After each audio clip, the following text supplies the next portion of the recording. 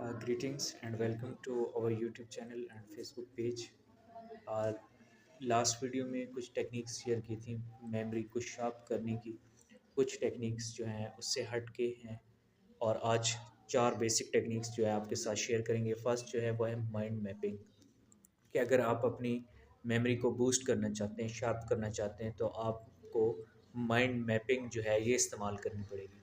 Mind mapping में आप क्या करते हैं कि आप जो है आइडियाज़ या कंसेप्ट्स को या तो मैप की फॉर्म में उसको मेमोराइज़ कर लेते हैं, या फिर आपके पास कुछ आइडियाज़ ऑलरेडी एग्जिस्ट कर रहे होते हैं, आप उनसे कनेक्ट करके, या कुछ ऑलरेडी कंसेप्ट्स एग्जिस्ट कर रहे होते हैं उनसे कनेक्ट करके जो है आप माइंड मैपिंग टेक्निक को इस्तेमाल करके अपनी मेमोरी को बूस्ट कर सकते हैं।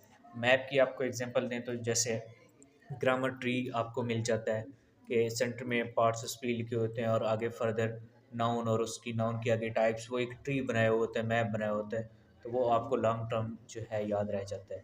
दूसरा जो टेक्निक्स दूसरी है वो है यूज़ मेमोरी पैलेसेस। इसमें आप क्या करते हैं, पैलेसेस मीन्स कि वो एक महल बना लेना माइंड में।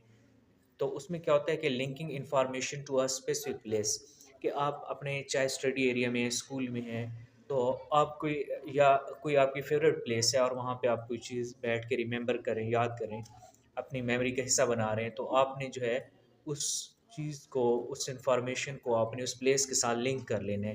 तो इसको कहते हैं मेमोरी पैलेसेस। जैसे आप बादशाही मॉस्क में बैठ के आप कोई हिस्टोरिकल चीज़ या इस तरह की चीज़ें बैठ के आप उसको रिवाइज़ कर रहे हैं, या फिर आप उस पे जो है एक ऐसे लिख रहे हैं, तो आपने क्या करना है कि वो ऐसे के लिए आप जितनी भी information relevant to the Badshahi mosque होगी वो आप अपनी उस जगह पे बैठ के या उस पिक्चर को देख के आप जो है ना उसमें मेमोरी पैलेस बना लें।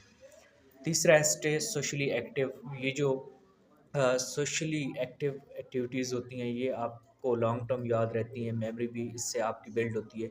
उसमें ये होता है कि आप कम्युनिकेट कर रहे होते हैं, आप कॉन्फिडेंट भी होते हैं, नेटवर्किंग कर रहे होते हैं। तो इसमें एक तो आपकी एक्स्ट्रा जो साइड होती हैं, जैसे ये टीम वर्क हो गया, लीडरशिप हो गई, ये इमोशनल इंटेलिजेंस हो गया, ये सारी चीज़ें आपकी बेहतर होती हैं। और इसके साथ साथ आप क्या होता है, इसकी अगर आपको एक एग्जांपल दें तो जैसे ग्रुप स्टडी होती है और उसमें डिस्कशन होता है, तो उसमें अंडरस्टैंडिंग भी एक दूसरे की बढ़ रही होती है और वो चीज़ें आपको हमेशा याद भी रहती हैं। तो वो भी एक काइंड ऑफ मेमोरी पैलेस बन जाता है। आप कहते हैं कि फ़िलहाल ने मुझे ये चीज़ बताई थी, वो मुझे अभी याद है। तो दैट इज़ के सोशली एक्टिव रहना चाहिए, ग्रुप स्टडी, ग्रुप डिस्कशंस होनी चाहिए। The fourth and last is के आप यूज़ निमोनिक्स।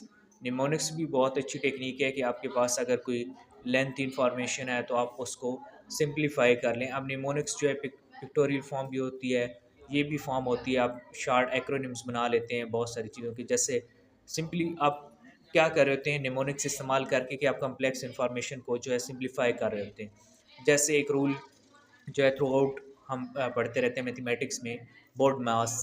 तो इसमें जो होता है B stands for bracket, O stands for of bracket of division, D stands for division, M stands for, यानी पहले आप मैथमेटिक्स में डिवीजन करते हैं, फिर मल्टीप्लिकेशन, फिर एडिशन, फिर सब्ट्रैक्शन। तो ये है, इस तरह के निमोनिक्स भी आप यूज़ करके जो है अपनी मेमोरी को बूस्ट कर सकते हैं। That was all about today, 4 techniques. Hope कि आपको ये वीडियो अच्छी लगी होगी। इंशाल्लाह नेक्स्ट टाइम भी आपके साथ इस तरह की इन्फॉर्मेशन शेयर करते रहेंगे। बहुत शुक्रिया।